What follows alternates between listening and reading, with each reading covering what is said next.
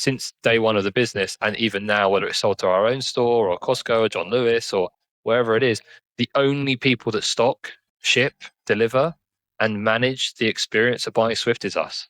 So there is no one with their own inventory. No one fulfills our product for us. We do everything. Everything's centrally managed and organized, which kind of lets the miracle happen, right? You got everyone's orders are spread over the same pool of inventory. We can get stuff quicker. We can fix it quicker when it goes wrong.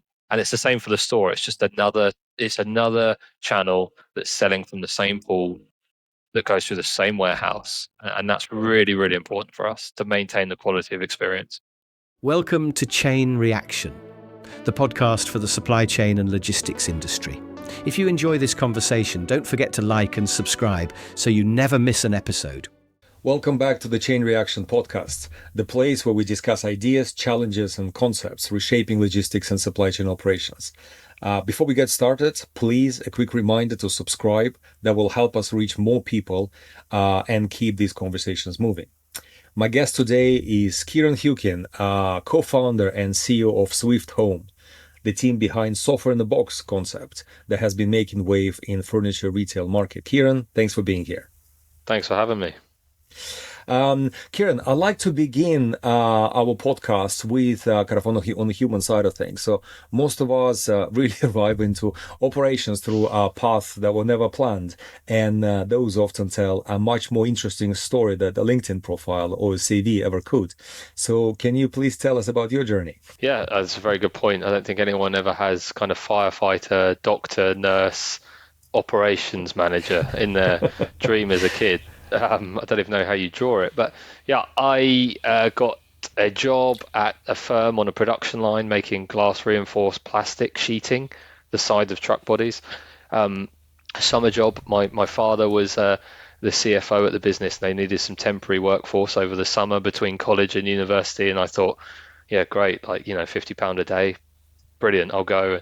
And I was literally on the production line taking panels off, and it was a wonderful job, but every time you took a panel off, it would give you a small static shock.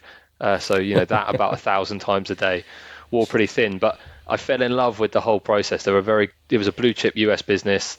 They did everything through Kaizen and continuous improvement. And I got really fascinated by it all. And I just thought, wow, like, people still make stuff. And there's a world out there where big things move around. And, I truly believe like the modern world is a miracle, and when you get into the nuts and bolts of how it's all built and works, like, you can't not be fascinated. And ops got into me there and then, and I ended up not even going. I stayed with that company. I didn't go to university. I studied remotely. I got straight into kind of Kaizen and lean leadership and continuous improvement. Yeah, I've loved it ever since. Oh, it's very interesting. Yes, that's many of us actually kind of fell into this by accident and then fell in love with it.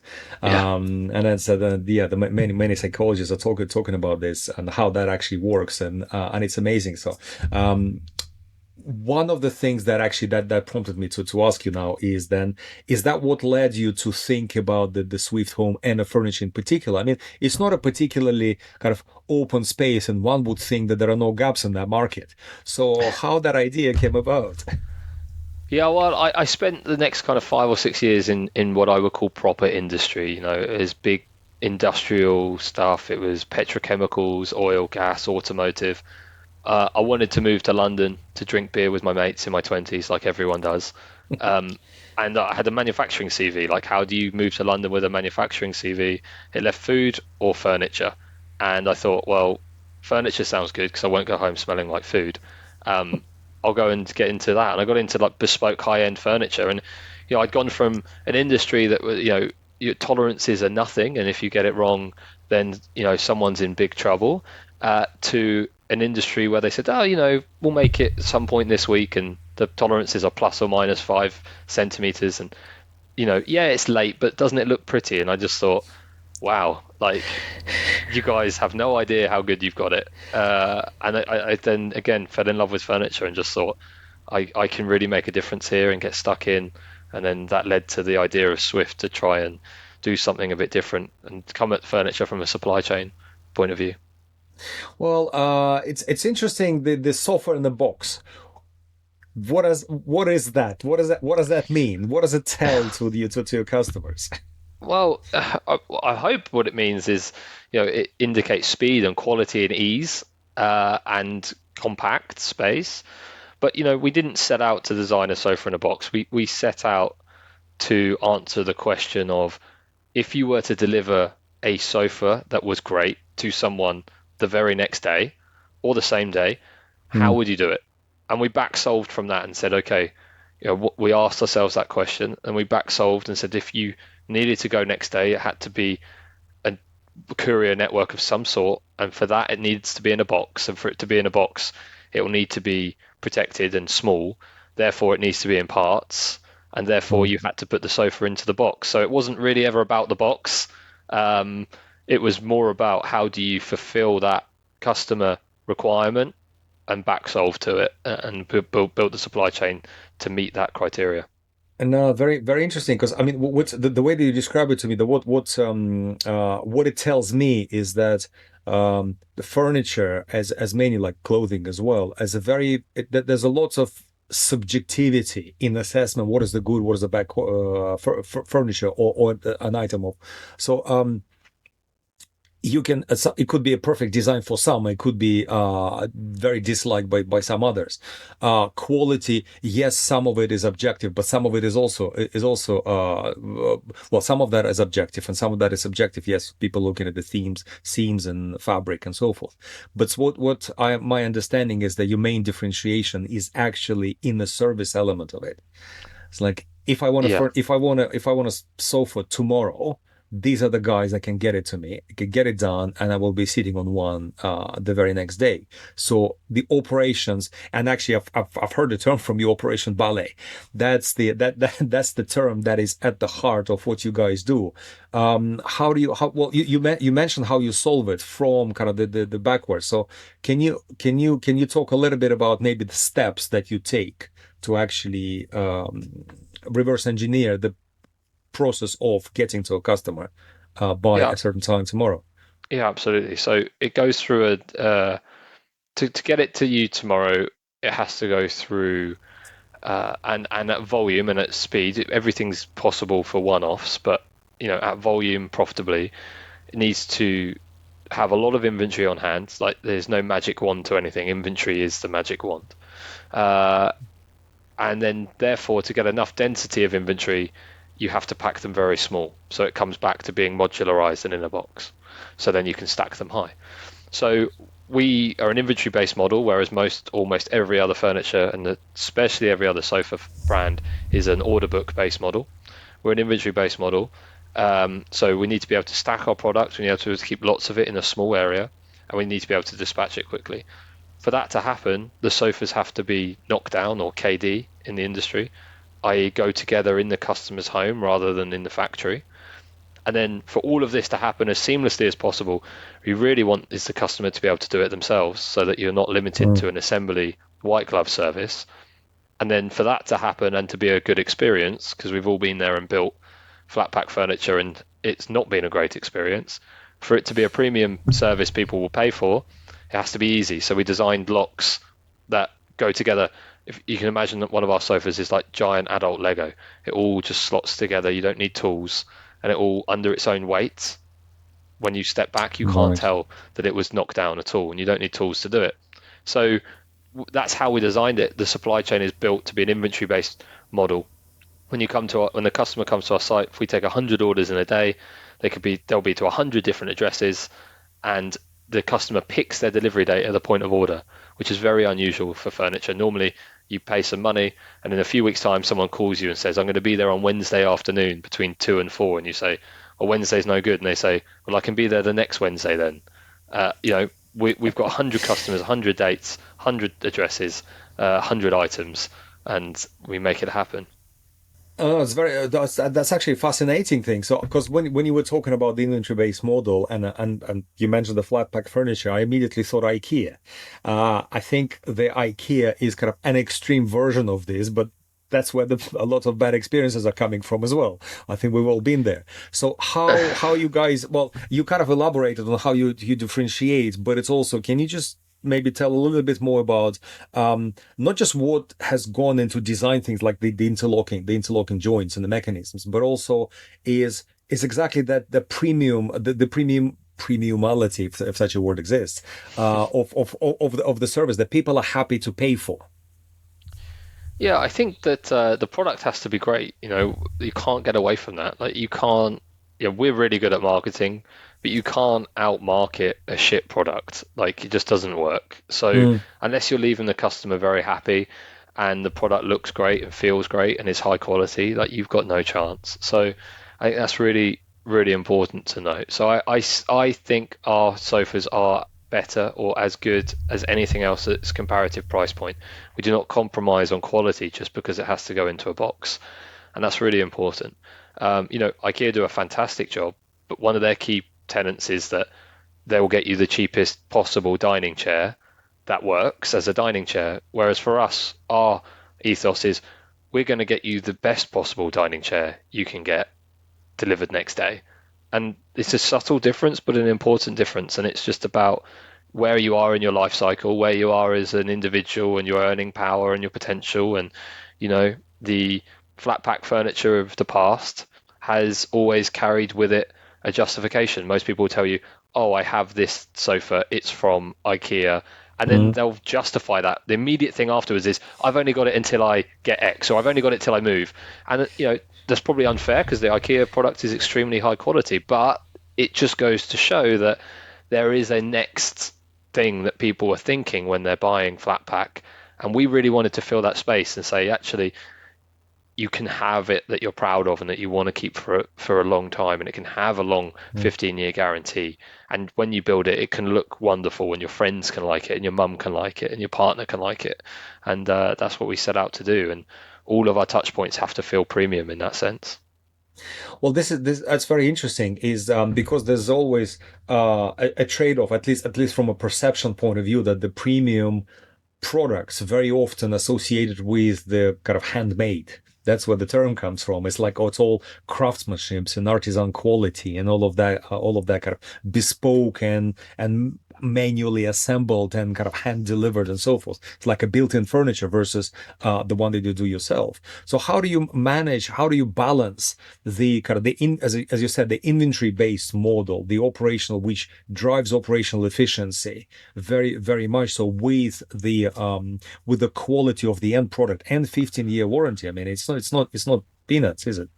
Yeah, I think that you know, handmaids it it's a nice term that makes people feel good about certain items, but like you wouldn't want a handmade car, would you? Like, you know, there are certain points in life where actually having consistency and repetitive, predictable processes and materials are a good thing. You know, if you got onto your aeroplane for holiday and they said, you know, this plane was made in a shed at the end of the road, like you probably think, I don't want it. And I think with furniture, it can be the same thing. You know, hand designed and passion poured into the design and the way in which we do stuff is what shows on the finished product. You've got to Mm. separate the process and the feeling that it generates in the customer. And if the customer feels like it's quality, feels like they've made the right decision, and has their buying decision vindicated by how seamless the operational experience is, how great it is to put together, and how wonderful it looks at the end, it doesn't matter how it's made, it's how they feel. And, you know, all of those processes can line up and they can have very modern, repeatable processes, give a very ancient feeling of I've bought a nice thing and I'm happy Mm. with it. Right. No, it's very interesting. But the few things that you said is actually immediately kind of scream technology to me. And what I mean by that is, I mean, you talk about the customer experience. Well, sorry, you talk about the operational efficiency, the ballet that needs to be orchestrated. You talk about kind of the right inventory levels. You talk about consistency of quality and the consistency of delivery. What role does technology play in the day-to-day operations in your business? Yeah, I mean it's everything. We're a volume-based business. You know, we handle 1,000 plus orders a week. It's high ticket price. We need as many of those to be handled without human interaction as possible because when it starts to go wrong and need human interaction, we don't have enough people. Simply put, like we can't sustain it. So, you know, from the inventory planning and the forecasting to the stock replenishment and the auto ordering functions, that's all technologically based. You know, all of our order generations and pick generations and how we handle the warehouses are all done through, devices in hand. The jobs are sent straight from customer straight to the pick face. Those things are really, really important. Speed's everything. And we're always trying to get better at that. We've got to reduce it because essentially it's all waste, right? Every Yeah. person that gets involved is waste, and someone has to pay for that, and and the customer is eventually it. So it's our job to get rid of it. You are listening to Chain Reaction. This podcast is brought to you by Phlox, the leading marketplace for the supply chain and logistics industry. Visit phlox.is to find out how you find the perfect supplier or make your services available to prospective buyers. Thanks for tuning in. Now back to the show. 100%. And this is also something that is kind of an ethos of what we're trying to do in the platform that we built, is how we can give the customers the visibility and the ability to control all of the aspects of the logistics operations, not the manufacturing side of things, but at least on the logistics side of things, inbound, outbound. You know precisely where stuff is, and you can control not just what's going on, but you try to anticipate problems and get in front of them before they happen. Because no matter how effective you are at resolving issues, the issues already happen, the customers are unhappy.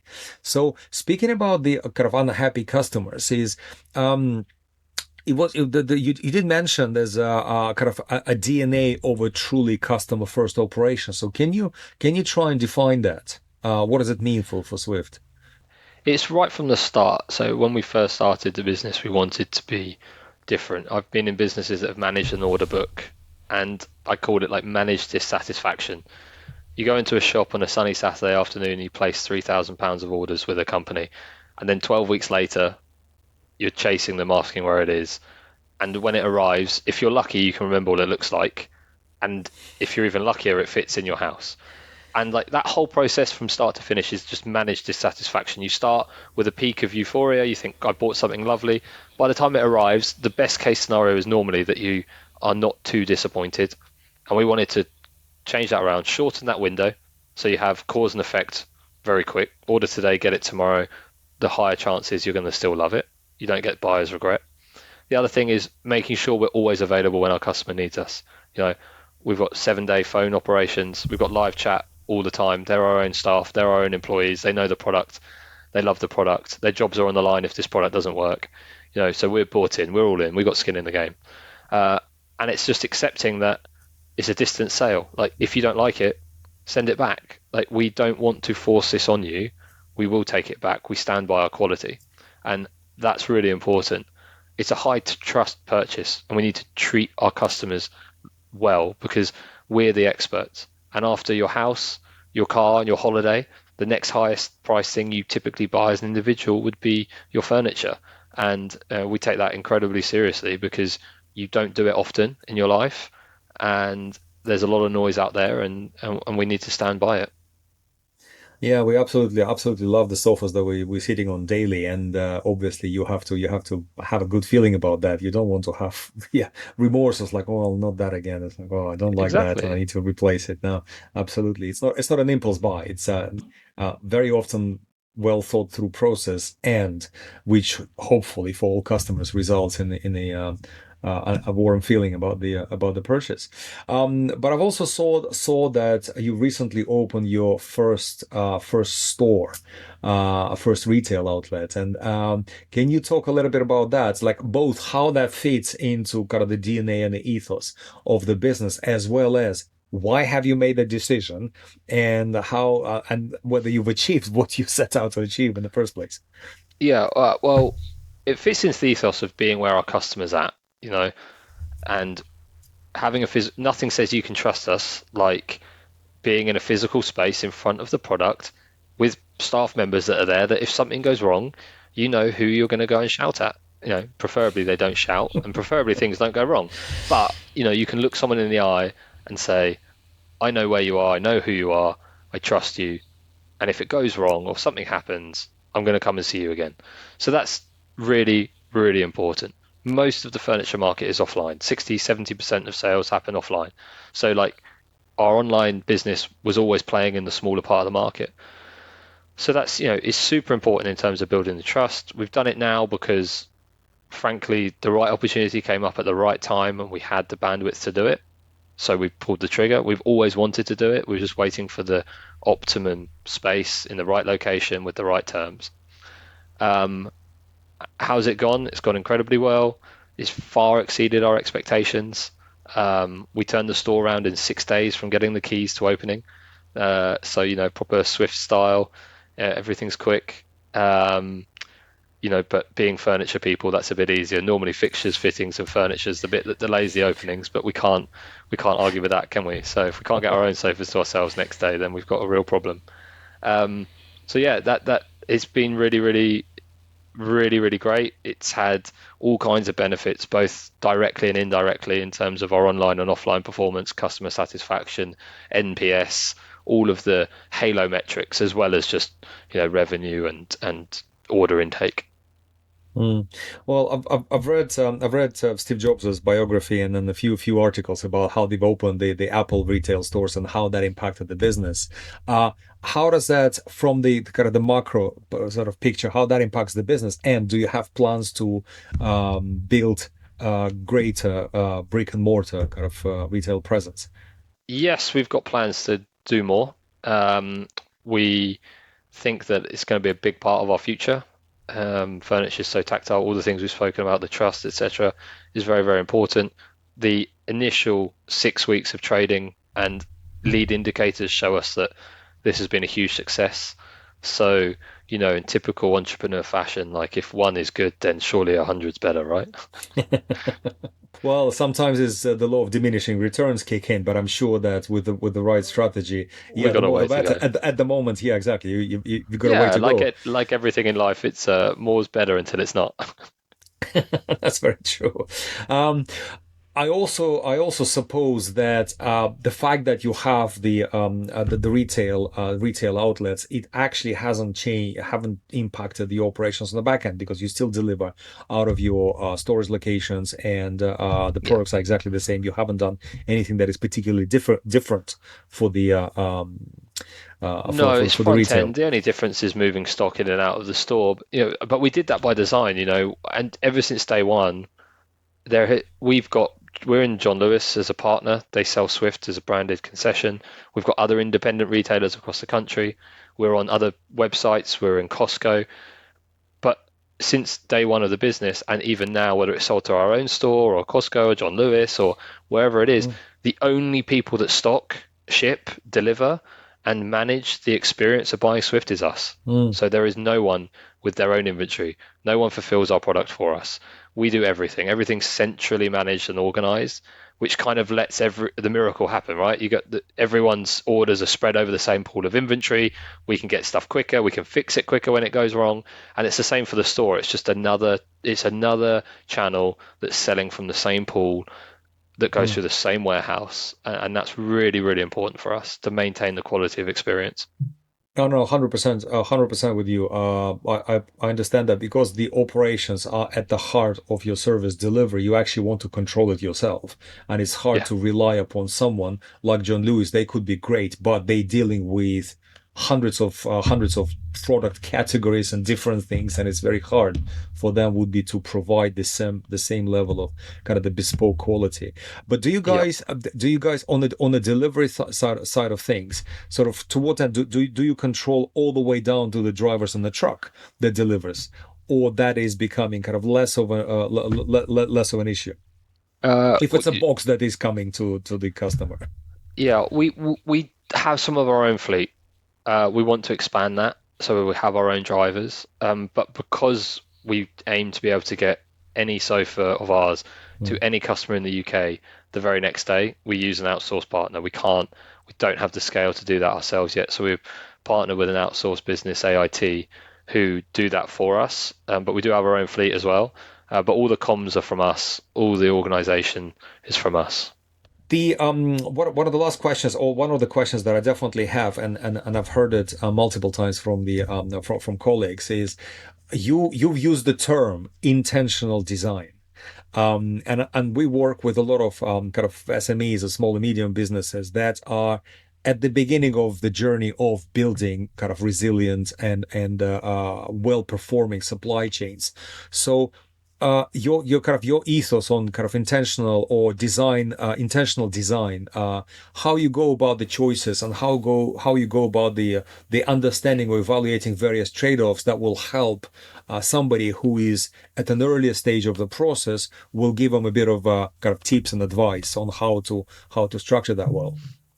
Sure. So, like, one of the best things we did at the beginning is we designed our business intentionally around doing one thing, which is getting the product to someone the next day or their date of choice every time. And we still don't get it right because we don't get it right every time. And the only acceptable failure rate in our business is zero. We will never get to zero. I know that, but that is the only acceptable rate to target. So everything we've done is around fulfilling that to the customer in that manner. So then when you are designing the product on pen and paper and like, how do we package this thing? How do we design it? How wide can it be? How big can it be? Constraints do help you innovate. A lot of people make the mistake of thinking if we don't give ourselves any constraints, we can do everything and be everything to all people all the time. You end up becoming nothing to no one. And Hmm. I think that's really important. Be very intentional about what you're doing. Do the flip side of it as well. Rule out what you're not doing. You are not going to be X, Y, and Z. You're going to focus on this, and everything is geared up behind that North Star. And then you'll have a fighting chance of getting the supply chain right. No, I understand.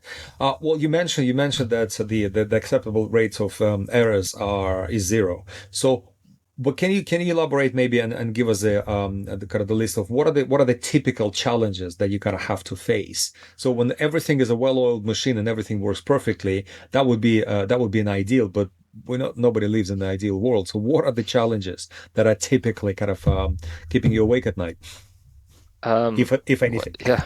Yeah, no, lots keeps me awake. I've got three young children, so it's normally them that keep me awake. And then while I'm awake with them, I'm worrying about other stuff. But yeah, look, for us, we've got things like that are out of our control, the force majeure, right? We're delivering all over the country in vans that aren't ours, and they can break down and they can get stuck in traffic. We can pack the wrong boxes onto the wrong van. We can pick the wrong item. We can double sell an item, which is very frustrating, selling something twice. If someone goes to check out at the same time as someone else and the check hasn't worked, two people can want the same thing, or you can just straight up go to pick it and it's not there and you have a Mm. stock variance. So like all the problems that everyone always has, we have. We're not unique in the way we fail as businesses. I think most businesses fail in very similar ways. So all of those things can happen. It's just about working out, can you put a control in to error proof it and completely remove it, poker yoke kind of style? Or if not, what are your mitigating actions that when it does happen, how do you recover from it? How do you communicate that? And how do you, limit that fallout and number of instances? And, you know, we can't get our customer not home down below 5% as an example. Like, this is a big bulky item. We can't leave it on your porch. Mm. But still, 5% of the time, our customers aren't there. And we feel like we tell them a lot and often that we're coming, but clearly it's not enough. And how do we solve that? These things are still big unanswered questions for us. Well, this is one of the questions that actually allows. It's a good lead into that one that I like ask all of my guests. So, if you had a magic wand, and considering all of the challenges that we just discussed, and what would be the one that if you can eliminate it overnight, what would the challenge be and why? That's a great question. I think that I would eliminate the time that is sunk into our supply chain. So I would like us to be able to be more agile than we are in our response to trends and market demand. And when the product starts to go really well, knowing that we probably won't get good inventory cover of that and then maximize its potential for 9 months because you have raw materials and then manufacturing and shipping and warehousing, and you're also fighting a demand curve. If I could somehow magic that to be as quick as it is to change something on a website, that would be incredible. But you're up against the laws of physics, so I don't know how you do it. If I could stop customers not being home, from a delivery point of view. I think if I could magic wand that, that would be great. Like, please, if you're having a two-person delivery delivered, be around. Please be around. Yes. Please be around, or make sure someone's around. That would be great because it's big and it takes up a lot of space. It is big and it takes a lot of space, and you need to take it back and you need to redeliver, and you may or may not charge for the redelivery, but that becomes a hustle, unfortunately. Yeah, we don't charge for redelivery, no. Well, things happen. yeah, Things happen. Things happen. Yeah, no, absolutely. Well, thanks very much, Keiran. That was fascinating conversation. Definitely a very, very interesting concept. I'm no surprise that you guys are making good progress on the market, and I hope you are either already in the process of international expansion, but I'm sure that your products will be very much welcomed elsewhere as well. So thanks very much for being on a podcast. Thank you. Thank you very much. Cheers. Thanks for tuning in to Chain Reaction. We hope you enjoyed the show. Don't forget to like and subscribe. If you have a story or insights to share from your sector, we'd love to hear from you. Simply reach out to us through the links in the description. See you next time.